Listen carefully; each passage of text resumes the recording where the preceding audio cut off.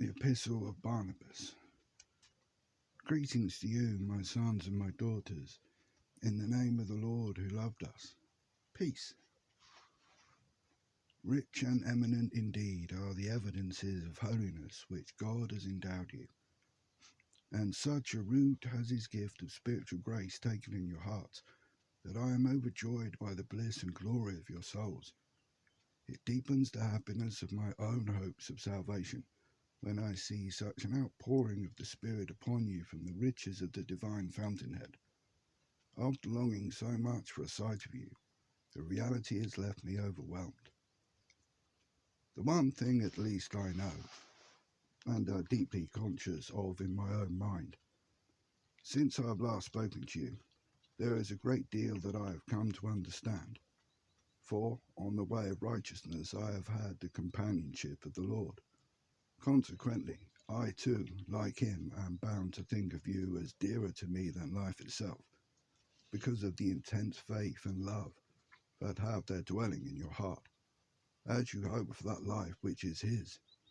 Also, I have a feeling that if my care on your behalf prompts me to pass on some part of what I myself have received, it may earn me a reward for being a service to souls of such merit.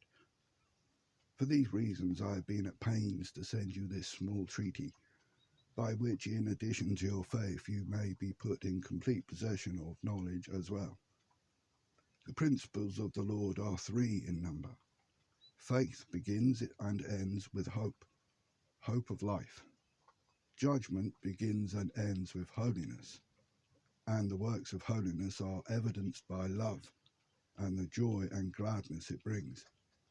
Moreover, though the prophets the Master has laid open to us both past and present history, and has given us an anticipatory taste of the future of work as well, it follows that when we see events coming to pass step by step precisely as he told us, this ought to enrich and heighten the reverential fear we pay to him. So what I propose to do, not as a teacher, but as one of yourselves, is to put a few thoughts before you, so that you should bring comfort to your hearts in the situation we are now facing. For these are evil days, with the worker of evil himself in the ascendant. And this means that we must apply ourselves to a careful study of the divine ordinances, have patience and the fear of God to reinforce our faith, and resignation and self-discipline for allies.